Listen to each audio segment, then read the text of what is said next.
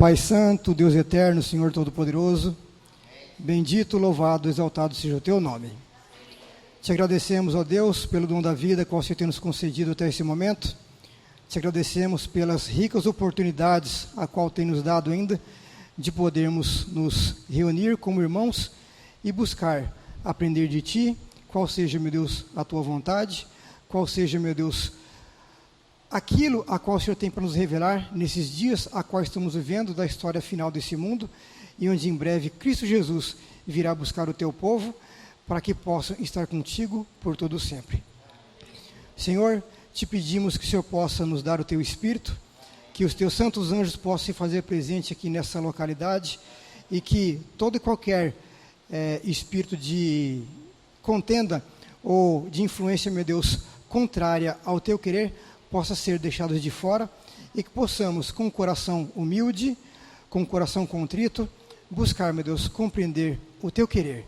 E assim, meu Deus, nos colocarmos à Sua disposição, sendo instrumento nas Suas mãos para a disseminação da Tua verdade, que cura, que liberta e que salva. Pai Santo, eu particularmente me coloco diante de Ti nesse momento, diante dos Teus filhos, e peço que o Senhor me aceite e possa me usar para que aquilo que o Senhor tem me ensinado durante esses últimos anos possa, meu Deus, ser dividido com eles e que possa nos despertar para o tempo a qual estamos vivendo e que o Senhor espera que o Teu povo viva. Ó Pai Santo, te agradecemos por essas bênçãos, já agradecidos, no santo nome de Jesus. Amém. Amém.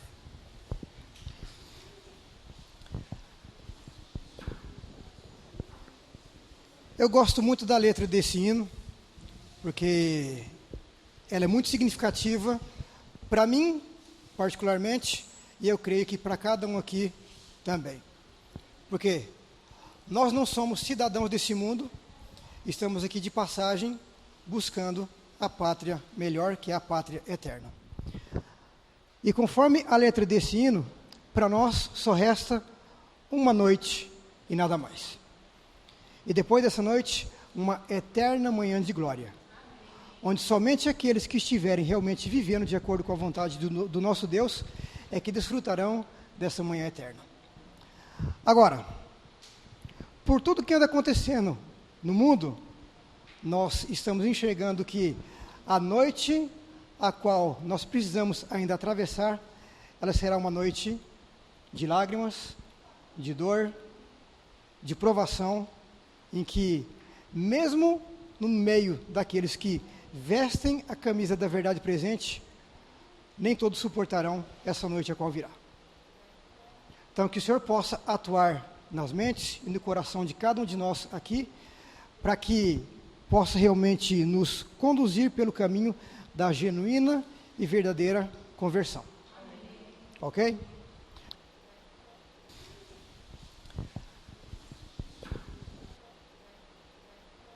O título dessa minha apresentação é Culto no Trono de Satanás. Esse é o livro que foi escrito pelo pastor Stephen Bohr, e o que ele vem apresentando aqui nesse livro é uma clara situação de como se encontra a Igreja de Deus e o porquê que ela se encontra em conflito entre liderança, membresia e até mesmo os vários grupos a qual se originou a partir da Igreja Adventista, ok? No prefácio do livro, ele vem nos dizendo: não há na Igreja Adventista de hoje um assunto que cause tantos conflitos e divisões como o da forma apropriada de render culto a Deus. Semanalmente, recebo e-mails, cartas e chamadas de membros de todo o mundo que expressam desgosto e ainda desespero porque suas igrejas locais têm mudado um estilo de culto tradicional com contemporâneo. Um sem número de membros se queixa porque já não podem encontrar uma igreja em sua área onde possam adorar a Deus com reverência e escutar um bom sermão doutrinal. Muitos dos que têm se comunicado comigo se queixam porque, segundo eles, alguns membros influentes em suas igrejas locais já não querem ouvir sermões doutrinais ou proféticos, nem desejam que se usem os escritos de Ellen White no púlpito. Ademais, dizem que os cultos se têm tornado irreverentes e, em alguns casos, revoltosos. Então, o que ele vem tratando nesse livro é o que aconteceu no meio do professo povo de Deus para que chegasse nessa situação onde os cultos têm se tornado irreverentes e até mesmo revoltosos. No capítulo 2 do livro, ele vem escrevendo sobre uma visão que Ellen Harmon teve, ainda era uma garotinha, e assim ele diz. Em fevereiro de 1845, Ellen Harmon recebeu uma visão que se intitulava O Fim dos 2.300 Dias.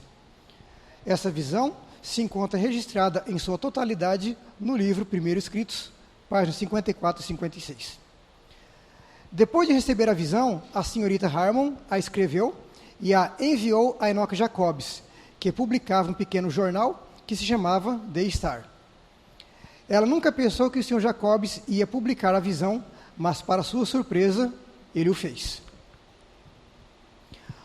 Quando a senhorita Harmon se deu conta de que o Sr. Jacobs havia publicado a visão, ela lhe escreveu a seguinte carta desde Falmouth, Massachusetts, em 14 de fevereiro de 1846. Irmão Jacobs, minha visão que você publicou no The Star, eu a escrevi com um profundo sentido de dever, sem crer que você a publicaria. Se tivesse pensado que ia espalhá-la ante seus muitos leitores, me haveria preocupado por dizer algumas coisas que deixei fora. Sendo que os leitores do The Star têm lido uma parte do que Deus me revelou, e como a parte que não tenho escrito é de crucial importância para os santos, humildemente lhe peço que publique isso também em seu periódico. Eu creio que, se não todos, a maioria já leu o referido capítulo, a qual ele cita aqui nesse comentário, o fim dos 2.300 dias. O que nós vamos ver é que a carta a qual Ellen White mandou para Enoch Jacobs é na sua totalidade. E a carta na sua totalidade, ela diferencia em alguns pontos do que temos no português e faz toda uma diferença para entendermos por que o povo adventista passa por uma crise a qual nós vemos hoje. Ok? É um texto conhecido, e além do texto, eu coloquei um grafismo ali, que vamos fazer uma viagem dentro da linha profética no próprio texto. Ok? Vi um trono, e assentados nele estavam o Pai e o Filho. Contemplei o semblante de Jesus e admirei a sua adorável pessoa. Não pude contemplar a pessoa do Pai, pois uma nuvem de gloriosa luz o cobria.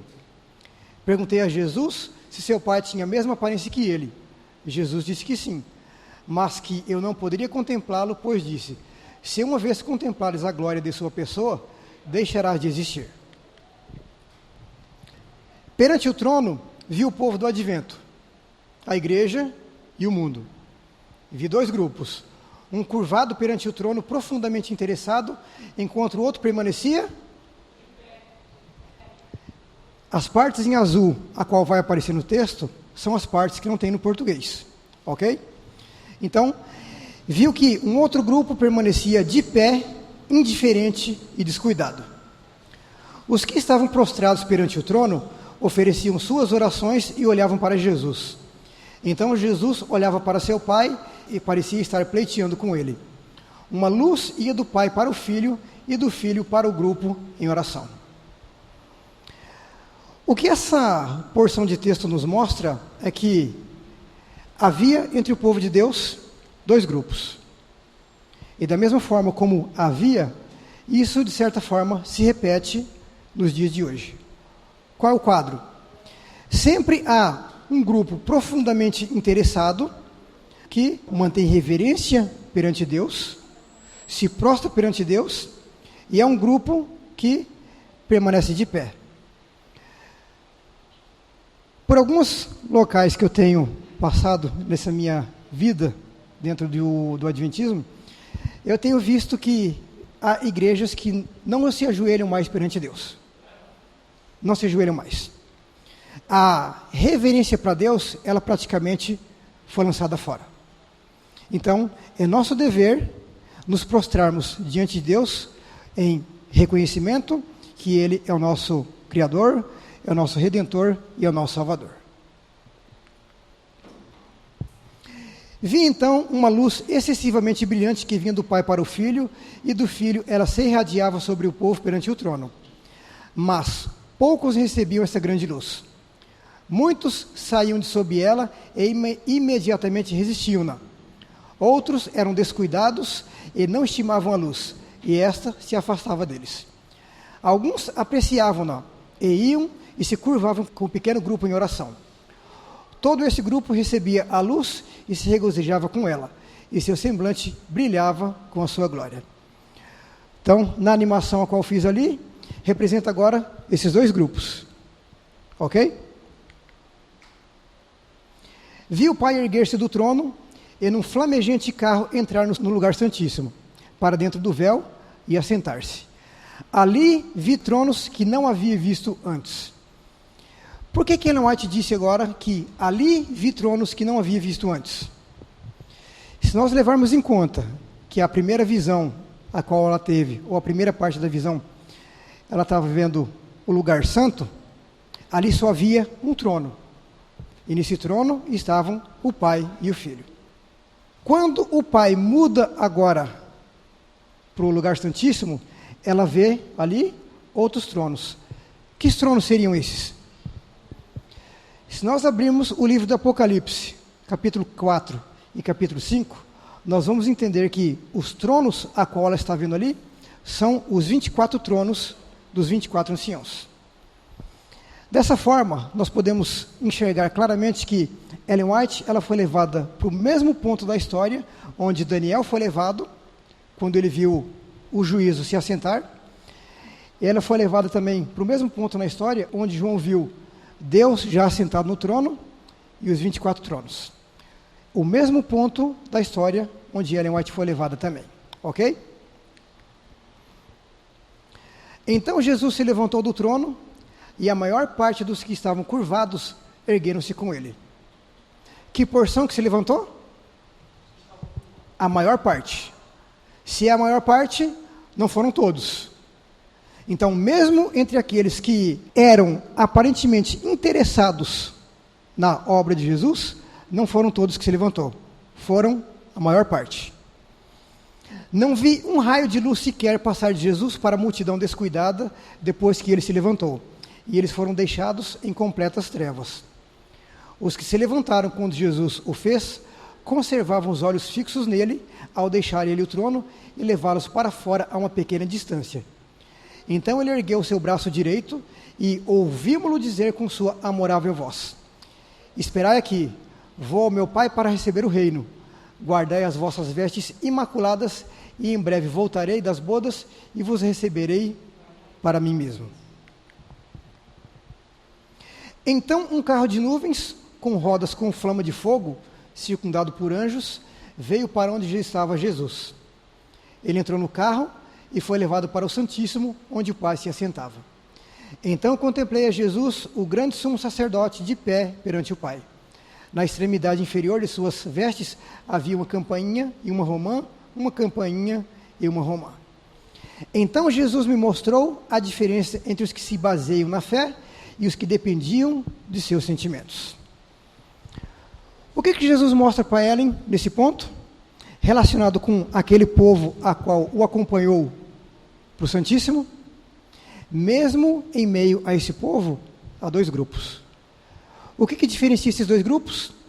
Existe um grupo qual está baseado, está fundamentado na fé. E existe um outro grupo que dependem de seus sentimentos. É inegável hoje que no meio do adventismo moderno, muitos já não têm aquela reverência ou aquela preocupação de ir para a igreja para adorar a Deus. O sábado, em maior ou em menor grau, tem se tornado um programa social. Um encontro com amigos, um momento onde a pessoa vai se encontrar com os irmãos depois de uma semana de trabalho, mas não realmente para adorar a Deus. Mas para quê? Para um programa social. Tem feito do espaço a qual deveria ser um lugar de adoração a Deus, um lugar de festa, um lugar de brincadeiras, um lugar onde o Espírito do Senhor já não tem mais oportunidade de ministrar um sermão doutrinal ou estudar as profecias. Os que se levantaram com Jesus enviaram sua fé a Ele no Santíssimo e oravam: meu Pai, dá-nos o teu Espírito. Então Jesus assoprava sobre eles o Espírito Santo. Nesse sopro havia luz, poder e muito amor, alegria e paz. O que Jesus fazia para aqueles que pediam seu Espírito? Assoprava. E há um texto no Espírito de Profecia que diz que o sopro do Espírito Santo é a transmissão da vida de Cristo. Ou seja, é a transmissão da sua santidade. É a transmissão da reverência a qual o Filho tem para com o Pai. E isso faz uma grande diferença em nossas vidas. Por quê? Voltei-me para ver o grupo que estava ainda curvado perante o trono. Eles não sabiam que Jesus o havia deixado. Satanás parecia estar junto ao trono, procurando conduzir a obra de Deus. Vi-os erguer os olhos para o trono e orar: Pai, dá-nos o teu Espírito. Satanás então assoprava. Satanás então assoprava sobre eles uma influência ímpia. Nela havia luz e muito poder, mas não suave amor, alegria e paz. O objetivo de Satanás era mantê-los enganados e atrair de novo e enganar os filhos de Deus.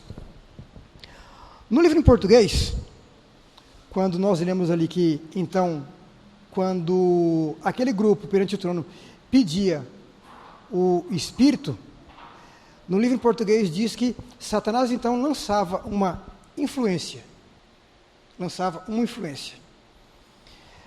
Se nós temos agora uma carta em que apresenta toda a Escritura da forma como Ellen teve visão e ela escreveu, então muda completamente o sentido da palavra quando nós vemos que Satanás também assoprava o seu espírito sobre aquele povo. Então, se Jesus, ao soprar, transmite a sua vida, a sua santidade àqueles que lhe pedem, Satanás faz o quê? A mesma coisa. Satanás transmite a sua vida, a sua impiedade, a sua irreverência para com Deus e com tudo aquilo a qual Deus estipulou. Ela viu que ele soprava sobre o grupo que não tinha acompanhado Jesus para São Paulo. Que não tinha acompanhado, que tinha ficado aqui no primeiro local. Ok? Agora, qual que era o propósito de Satanás? Manter esse primeiro grupo enganado e atrair e enganar aqueles que seguiram Jesus no Santíssimo. Ok? Fazendo uma aplicação com essa visão, com o que a Bíblia nos mostra, dentro do ministério de Cristo, nós temos o seguinte: quando foi que Jesus subiu ao céu e entrou no santo lugar? Quando ele ressuscitou. Então, seguindo a linha profética, nós chegamos ali em meados do ano 1517, onde, de dentro da Igreja Católica, se levantam os reformadores. E esses reformadores, eles vêm restaurando as verdades a qual o chifre pequeno havia lançado por terra. Ok? Na sequência, chegamos num ponto na história, 1798, onde chega a primeira mensagem angélica para o povo de Deus. Essa mensagem, ela tendia a preparar um povo para os eventos que seguiriam a partir dali. 1840, chega então a segunda mensagem angélica. E nesse período aqui, várias daquelas denominações que havia saído do catolicismo como reformadores, passam a rejeitar a mensagem e elas, segundo a mensagem do segundo anjo, passam a ser Babilônia. Ok? 1844 chega a mensagem do terceiro anjo. E a mensagem do terceiro anjo, ela é de crucial importância para nós, porque ela já mostra a obra de Cristo no Santíssimo, na última fase da mediação para a salvação do seu povo. Ok? Alguém conhecia esses gráficos aqui já? O que são esses gráficos? Esses gráficos, segundo Ellen White se refere a eles no grande conflito, esses são as tábuas de Abacuque. E nesses gráficos está escrito em figuras, em símbolos e também em números, toda a visão profética. Esse é o gráfico que foi feito ali em meados de 1843, e ele é conhecido como o gráfico de 1843. Ellen White, falando sobre ele, ela diz que esse mapa, ele é o que Deus queria que ele fosse. Que todos os grafismos que estão aqui foram colocados pela vontade de Deus. Todos os números que estão aqui, todas as datas que estão aqui, elas também foram colocadas pela vontade de Deus. Mas ainda assim, esse gráfico, ele apresenta um erro. E esse erro foi colocado aqui pelo próprio Deus para um propósito, para um objetivo. Se os irmãos olharem aqui e analisarem, qual seria o erro que esse gráfico apresenta?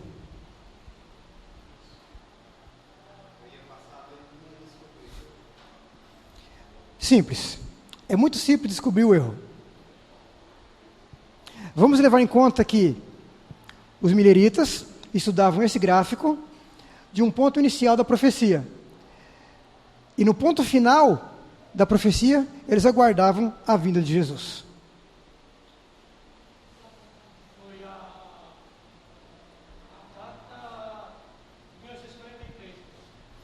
Aqui está o erro. Esse é o erro.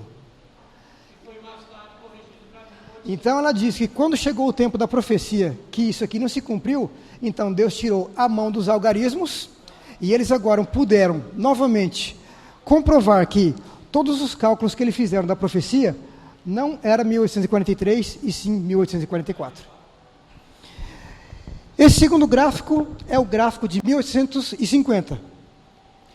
Ele veio corrigido e nós podemos ver que a data já não é mais a mesma, 1843, já é 1844. E que nesse gráfico agora traz o santuário, a qual eles entenderam que Jesus não voltou à terra, mas entrou no santuário. E ele traz também as 3 mensagens angélicas que apontam para o ministério de Cristo no santuário celestial.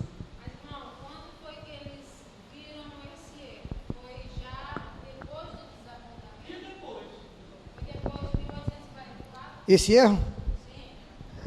Na verdade, esse erro eles descobriram quando Miller foi refazer o cálculo, e ele encontrou que o calendário qual ele tinha usado na primeira vez era o calendário errado. Então ele consegue agora, pelo calendário correto, o calendário caraíta, chegar à contagem de que Jesus ia voltar em determinada data, que seria 18 ou 19 de abril de 1844. Então ele refez os cálculos antes de chegar à data. Ele refez os cálculos, ok? A gente vai ver esse ponto em mais detalhes amanhã dentro do quadro ali, ok? Então olha só, nós estamos vivendo hoje nos dias onde Jesus está fazendo uma obra no santuário, e essa obra é a última parte do trabalho para que o seu povo seja salvo, ok? Gostaria de considerar alguns textos do Espírito de Profecia em relação ao trabalho de Jesus no santuário celestial.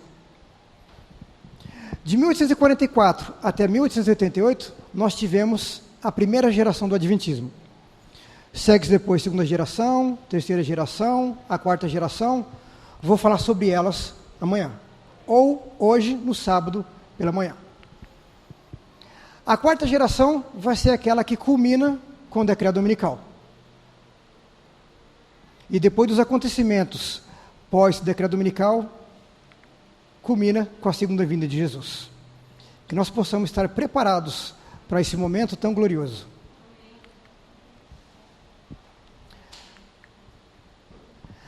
Vocês lembram que na carta que Ellen tinha escrito para Enoque Jacobs, ela disse que tinha uma parte que ela não tinha escrito e que a parte que ela deixou de fora era de crucial importância para os santos? Essa foi a parte que ficou de fora. Vi um após o outro dos que oravam a Jesus no lugar santíssimo abandonar o grupo e ir e unir-se com aqueles que estavam ante o trono e imediatamente receberam a influência ímpia de Satanás. Abandonaram o grupo e retornaram. Então, dentro do grafismo ali, o que a gente pode ver? Satanás, hoje, ele atua mantendo as denominações que não aceitaram a verdade no período de 1798 a 1844, mantém essas igrejas em engano. E qual que é o objetivo dele? Atrair e enganar novamente aqueles que acompanharam Jesus no lugar santíssimo. Quem que é esse povo? Adventistas do sétimo dia. Com o desenvolver do adventismo, chegando agora na quarta geração, será que ele conseguiu atrair e enganar parcela do povo de Deus para o erro? Conseguiu. Agora, o interessante é nós notarmos o seguinte: Satanás, ele não quer trazer esse povo de volta para cá. Como que ele agiria então em atrair e enganar esse povo? Fazendo com que eles copiassem o modelo de culto, copiassem toda a forma de atuação daqueles que estão em engano e trouxesse para o nosso meio. Mesmo estilo de música, mesmo estilo de liturgia, vestuários mundanos, teatro para o nosso meio e tudo mais que a gente enxerga aqui hoje no meio do adventismo moderno. Será que isso agrada a Deus? Com certeza não. Nós precisamos dia a dia nos colocar à disposição do Senhor para que possamos ser transformados e não venhamos ser iludidos, enganados e atraídos de novo pela atuação de Satanás. Ok? Olha o que o Espírito de Profecia vem nos dizendo em relação a como o inimigo atuaria nos últimos dias para atrair e enganar novamente o povo de Deus. No futuro, engano de toda espécie está para surgir e precisamos de terreno firme para nossos pés. Queremos colunas sólidas para edificação. Nem um só alfinete deve ser removido daquilo que o Senhor estabeleceu. O inimigo introduzirá falsas teorias, tais como a doutrina de que não existe santuário.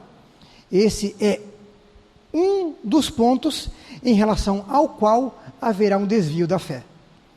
Onde encontraremos segurança, se não nas verdades que o Senhor nos deu nos últimos 50 anos? Isso está em Conselhos aos Escritores e Editores, na página 53. No livro de Êxodo, capítulo 25, verso 8, assim nos diz: e me farão um santuário e habitarei no meio deles. Verso 40 diz: atenta, pois, que o faças conforme ao seu modelo que te foi mostrado no monte. Esse é o momento na história onde Moisés recebe a incumbência por parte do Senhor de construir um tabernáculo em meio ao povo de Deus. E esse tabernáculo, ele deveria ser construído conforme o modelo a qual foi mostrado para ele. Ok? Paulo, depois dos dias de Cristo, Paulo já dizia em relação ao santuário também. Hebreus 9, de 1 a 15, nos diz: ora, também o primeiro concerto tinha ordenanças de culto divino e um santuário terrestre, porque um tabernáculo estava preparado, o primeiro, em que havia o candelabro e a mesa e os pães da proposição, ao que se chama o santuário. Mas depois do segundo véu, estava o tabernáculo que se chama o Santo dos Santos. Ok? Verso 8. dando nisto a entender o Espírito Santo que ainda o caminho do santuário não estava descoberto enquanto se conservava em pé o primeiro tabernáculo, que é uma alegoria para o tempo presente, em que se oferecem dons e sacrifícios que, quanto à consciência, não podem aperfeiçoar aquele que faz o serviço. Ou seja, Paulo vem demonstrando claramente que existe um santuário no céu, e que esse santuário ele foi construído de acordo com o modelo que Moisés havia sido instruído. E que, no primeiro concerto, enquanto havia o sacrifício de cordeiros, ano a ano, tinha um culto divino, e para essas ordenanças havia um santuário terrestre. E esse santuário terrestre, ele existia ainda porque não havia sido aberto o caminho para o verdadeiro tabernáculo, que é o santuário celestial, onde Nosso Senhor se encontra nos dias de hoje. Ok? Então, é inegável, é impossível nós argumentarmos que Paulo está, em algum momento da sua vida, ou na exposição da Escritura, dizendo que não existe o santo e o santíssimo lugar. Embora muitos tenham hoje buscado ensinar isso. Tenho de proclamar as mensagens de advertência que Deus me dá para divulgar, e então deixar com o Senhor os resultados. Tenho de agora apresentar o assunto em todos os seus aspectos, pois o povo de Deus não deve ser despojado. Despojado do quê? Somos o povo de Deus, observador dos mandamentos. Nos passados 50 anos, tem se feito pressão sobre nós com toda sorte de heresias, a fim de embotar-nos o espírito em relação aos ensinos da palavra, especialmente quanto ao ministério de Cristo no santuário celestial e à mensagem do céu para estes últimos dias, como foi dada pelos anjos do 14º capítulo de Apocalipse. Mensagens de toda espécie e feitio têm feito pressão sobre os adventistas do sétimo dia, pretendendo substituir a verdade que, ponto por ponto, tem sido buscada com estudo e oração e atestada pelo poder milagroso do Senhor. Mas os marcos que nos tornaram o que somos devem ser preservados e sê-lo-ão, conforme Deus o mostrou mediante sua palavra e o testemunho de seu Espírito. Ele nos conclama a nos apegarmos firmemente com a mão da fé, não baseado em sentimentos, aos princípios fundamentais baseados em autoridade inquestionável. Mensagens Escolhidas, volume 1, página 208. O que esse texto vem nos mostrando?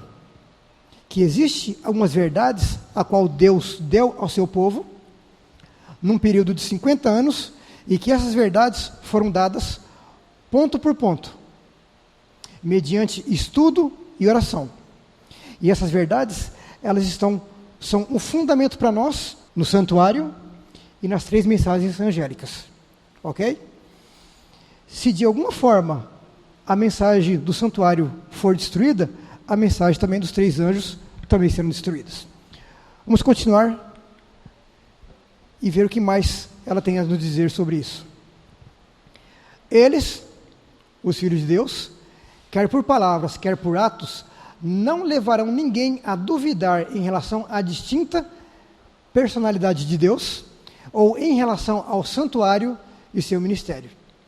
Há um ensino no meio do adventismo moderno, que esse ensino destrói completamente a personalidade de Deus. Não vamos tocar nesse ponto, ao menos por agora, ok? Todos precisamos conservar em mente o quê? O assunto do santuário.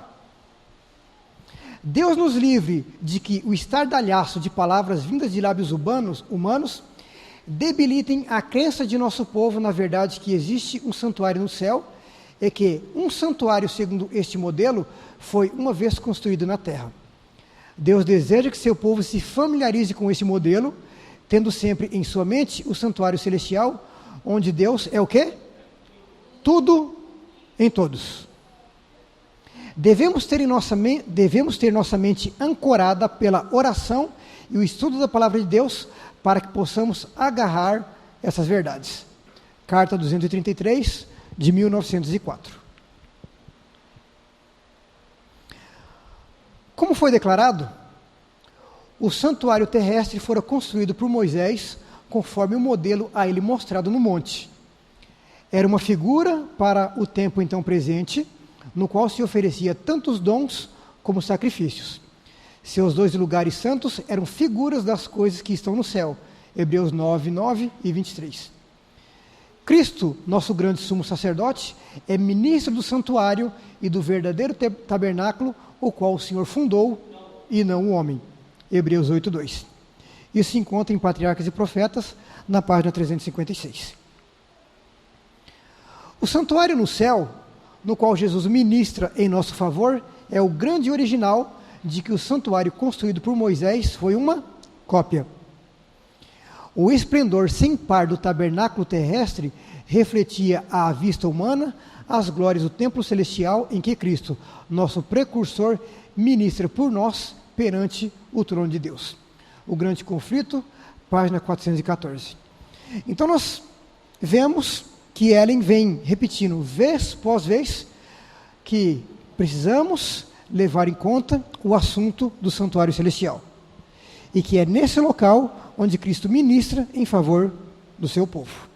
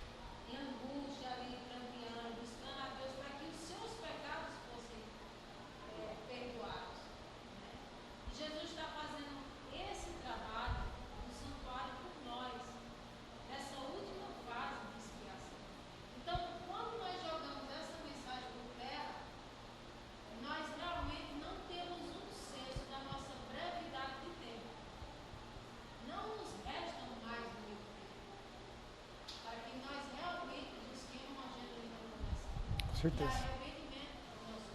Com certeza. Assim como o santuário na terra tinha 2 compartimentos, o Santo e o Santíssimo, assim há 2 lugares santos no santuário no céu. E a arca contendo a lei de Deus, o altar de incenso e outros instrumentos de serviço encontrados no santuário terrestre, tem seu equivalente no santuário lá do alto. Em santa visão, permitiu-se que o apóstolo João entrasse no céu e ele contemplou ali o candelabro e o altar de incenso. E quando se abriu o templo de Deus, ele contemplou também a arca do concerto. Espírito e Profecia, volume 4, página 260, 261. Eu vos admoesto, não coloqueis vossa influência contra os mandamentos de Deus. A lei é tal como Jeová a escreveu no templo do céu. O homem pode pisar sobre sua cópia aqui na terra, mas o original está guardado na arca de Deus no céu. E sobre a cobertura desta arca, logo abaixo da lei, está o propiciatório. Jesus permanece justo ali perante a arca, para mediar em favor do homem. Ellen White, Comentário Adventista, volume 1, página 1109. O que é interessante nesse texto, ou nesses 2 textos, é que ele nos diz o quê? Que mesmo os objetos a qual havia no santuário aqui na terra, era uma cópia do verdadeiro do céu. Até mesmo a arca. Então, se a arca aqui na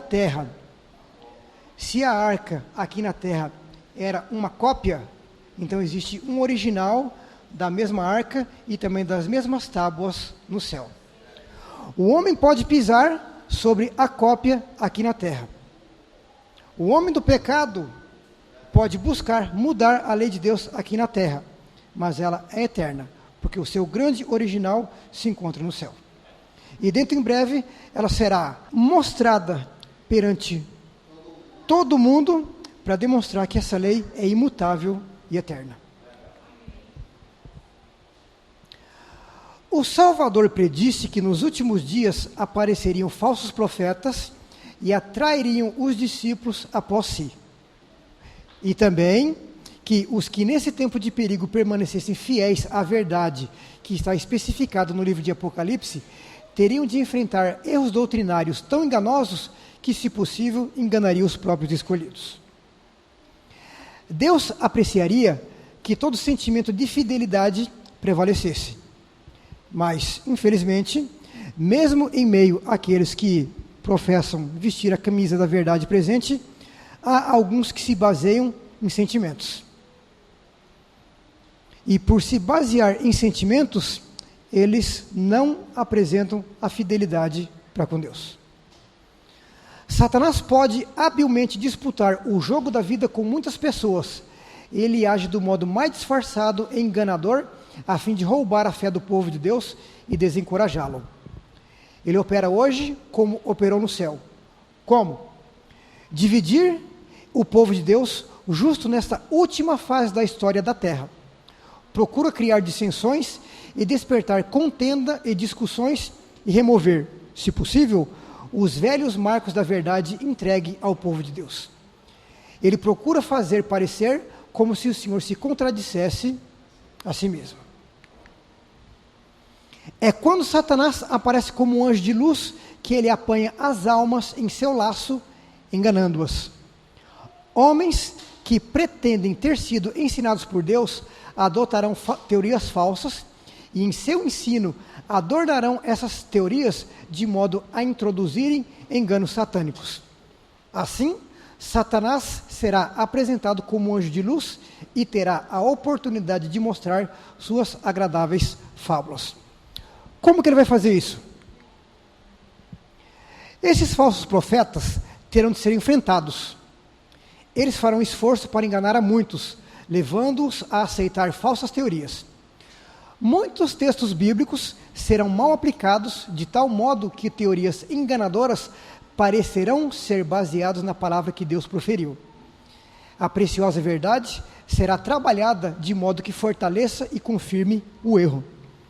Esses falsos profetas, que pretendem ser ensinados por Deus, tomarão belos textos que foram dados para adornar a verdade e os usarão como manto de justiça para cobrir teorias falsas e perigosas. E mesmo alguns dos que em tempos passados honraram ao Senhor, afastar-se-ão da verdade a ponto de advogar teorias extraviadoras referentes a muitos aspectos da verdade, inclusive a questão do santuário. Manuscrito 11, 1906. O que esse texto vem nos mostrando é que não apenas no meio da liderança do povo de Deus, mas onde houvesse um grupo que advogasse a verdade de Deus, Satanás ia trabalhar para atraí-los de volta ao engano. Esses são apresentados como os falsos profetas dos últimos dias que atrairiam os discípulos de Cristo após si. Como que eles conseguiriam isso?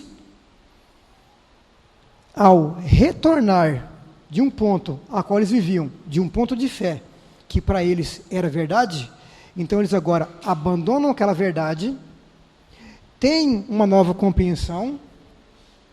Essa compreensão é um erro satânico, e eles conseguiriam atrair muitos tomando a Bíblia, adornando a passagem bíblica com a falsidade, com a sutilidade provinda da mente e do coração do príncipe das trevas, e assim conseguiria arrebatar muitos do caminho da verdade. Isso tem acontecido? Eu não. Os que comem a carne e bebem o sangue do Filho de Deus trarão dos livros de Daniel e Apocalipse verdade inspirada pelo Espírito Santo. Porão em ação forças que não podem ser reprimidas. Os lábios das crianças se abrirão para proclamar os mistérios que têm sido ocultados à mente dos homens. Quem serão essas crianças a qual o texto se refere? O que vocês acham? São realmente as criancinhas ou são os filhos dos pais adventistas? São aqueles que, dentro da última geração do adventismo, têm sido despertados para ver. Isso. São as crianças espirituais. Crianças também são aqueles que nasceram de novo, como Nicodemo chegou a Jesus, e Jesus disse: é necessário nascer de novo. Nascer é gerar o conhecimento que ele aprendeu dos líderes religiosos na época, que ensinavam errado, e aprender agora o Espírito. Então, se ela tinha 30 anos e lá estava aprendendo errado, e agora nasceu de novo vendo as verdades, ela é uma criança. Muitas das profecias estão prestes a se cumprir em rápida sucessão. Cada elemento de energia está prestes a ser posto em ação. Repetir-se-á a história passada. Antigas controvérsias serão revivecidas e perigos rodearão de todos os lados o povo de Deus. A tensão está se apoderando da família humana e está permeando tudo na terra. O interessante nesse texto é que diz que repetir-se-á a história passada. De que forma que a história se repete? Pela manhã nós vamos fazer a aplicação de como isso acontece. Agora o ponto é, antigas controvérsias serão revivecidas entre o povo de Deus, para quê? Para buscar desviá-los do caminho da verdade. Então, em nosso meio hoje, existe vários pontos as quais estão sendo novamente revivecidos para tirar o foco da mensagem, a qual preparará um povo para refletir o pleno caráter de Cristo. Nós não podemos perder tempo com esses assuntos. Nós precisamos empregar todo o nosso tempo em comer a carne e beber o sangue de Cristo. Ou seja, estudarmos a sua palavra. Alimentarmos-nos da Bíblia e do Espírito de Profecia. Porque é só isso que vai fazer com que nós não venhamos a ser enredados pela sutilidade do inimigo. É incrível como esses assuntos prendem a atenção de muitos. É incrível como a pessoa que defendia ali uns 28 princípios, de repente, volta toda a sua atenção só para aquele assunto. E ali fica. E quer enfiar na cabeça dos outros. Estudai o Apocalipse em ligação com Daniel, pois a história se repetirá. Nós, os adventistas de hoje, com todas as nossas vantagens religiosas, deveríamos conhecer hoje quanto? Muito mais do que nós conhecemos. Existe uma luz a qual o Senhor tem dado dos altos céus para nós nesses dias em que muitos têm sido impedidos de receber. E existem outros que, assim como aquele grupo lá atrás, na leitura a qual nós fizemos, eles têm o conhecimento da luz, mas rejeitam ela e saem de sobre ela. E permitem assim que o príncipe das trevas venha a obter vantagens sobre essas almas e venha conduzi-las cada vez mais e mais ao caminho da perdição. Anjos desejam contemplar as verdades reveladas ao povo que, com oração contrito, está examinando a palavra de Deus e orando por maiores extensões e amplitudes e profundezas e alturas do conhecimento que somente Ele pode dar. Então, os anjos anelam ver em nós uma busca da verdade, um pleno conhecimento do que seja verdade e, além do conhecimento, uma vivência de acordo com a vontade de Deus. Ao nos aproximarmos do fim da história deste mundo, devem as profecias relativas aos últimos dias exigir especialmente nosso estudo. O último livro dos escritos do Novo Testamento está cheio de verdade que precisamos compreender. Satanás tem cegado o espírito de muitos, de modo que se tem contentado com qualquer desculpa por não tornarem o Apocalipse motivo de seu estudo. Mas Cristo por intermédio de seu servo João, declara aqui o que será nos últimos dias. E ele diz: bem-aventurado aquele que lê e os que ouvem as palavras dessa profecia e guardam as coisas que nela estão escritas. Testemunho para Ministros e Obreiros Evangélicos, páginas 116 e 117. Nós estamos exatamente nesse tempo a qual esse texto nos mostra. Os dias finais da história desse mundo. Qual é o nosso dever? Buscar, no livro de Apocalipse, em ligação com Daniel, quais são as partes da profecia a qual se cumpre em nossos dias e que nós precisamos compreender para que não venhamos a ser encontrados em falta quando nossos casos passarmos no santuário. Uma coisa interessante é que nós vemos lá em cima do texto, comer a carne e beber o sangue. Também aquele outro texto lá está em Mateus, nem só de pão viverá o homem, mas de toda palavra que sai da boca de Deus. Quando diz, não é Apocalipse em ligação com Daniel, é comer a carne. E o que seria beber o sangue? Ao próximo parágrafo, quando diz, os anjos desejam contemplar as verdades reveladas. O que é revelado? É eu agir como Jesus agiu perante a verdade que Deus deu. Ou seja, botar em prática a vontade do Pai. Quando a gente bota em prática a vontade da palavra de Deus, que deu por intermédio de Jesus, eu estou trazendo o sangue dele. Conhecimento e prática. É isso que vai desenvolver em nós um caráter semelhante ao caráter de Cristo.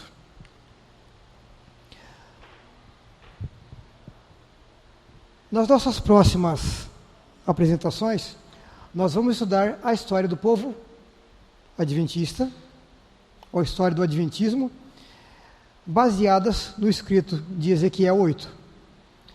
Ezequiel 8, quando Ezequiel se refere à igreja, ele se refere a ela como o santuário. Joel 1 se refere ao povo de Deus como sendo a vinha. E quando nós fazemos um estudo paralelo com esses dois livros, nós vemos claramente o desenvolvimento das 4 gerações do Adventismo. Não vamos pegar os pontos agora, vamos apenas deixar o panorama já desenhado, porque nós vamos ver depois, ok? Então, nas 4 fases do Adventismo, nós encontramos a imagem dos ciúmes, o que eram feitos dentro das câmaras secretas, chega o período de choro a Tamuz, e quando a adoração ao sol entra no professo povo de Deus. Joel apresenta a vinha sendo atacada por 4 classes de insetos: lagarta, gafanhoto, a locusta e o pulgão. Adicionado a isso, nós vamos estudar a igreja conforme o que o pastor Haskell escreveu no seu livro The Seer of Patmos, o vidente de Patmos. O que ele fala? Ele diz que em Laodiceia se repetirão as características das 4 primeiras igrejas. Das 4 primeiras igrejas. E se nós levarmos em conta as características principais dessas 4 primeiras igrejas, nós encontramos o tempo de pureza de Éfeso, o tempo da perseguição sobre Esmirna, o tempo de transigência de Pérgamo e chegamos no tempo de morte de Tiatira. Esses pontos nós vamos estudar, cada um deles, e entender como que o inimigo veio trabalhando em meio ao povo de Deus, buscando enganá-los e atraí-los novamente a um tipo de culto a qual desonra a Deus, a qual leva o professo povo de Deus a pisar nos seus mandamentos. E assim, não terem a cobertura de Cristo Jesus no santuário celestial sobre todos aqueles que aceitassem essas formas de engano e prática em suas vidas.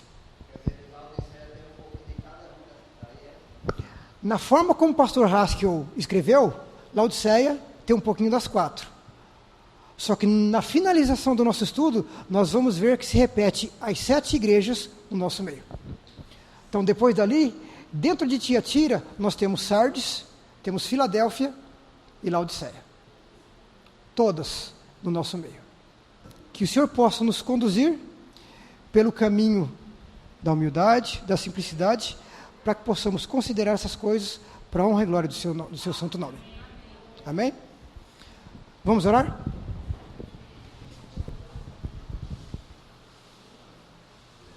Amantíssimo Pai Celeste, mais uma vez nos prostramos diante de Ti, enviamos nossas orações ao santuário celestial, onde o Senhor se assenta no trono da Tua majestade e onde Cristo Jesus intercede por cada um de nós que aqui estamos e por tantos quantos ao redor desse mundo têm fome e sede da Tua justiça.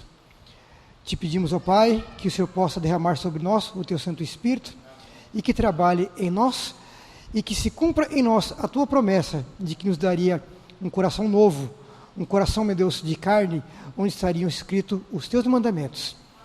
Que o Senhor possa renovar, meu Deus, em nós também um espírito de mansidão, de humildade e de completa submissão a Ti.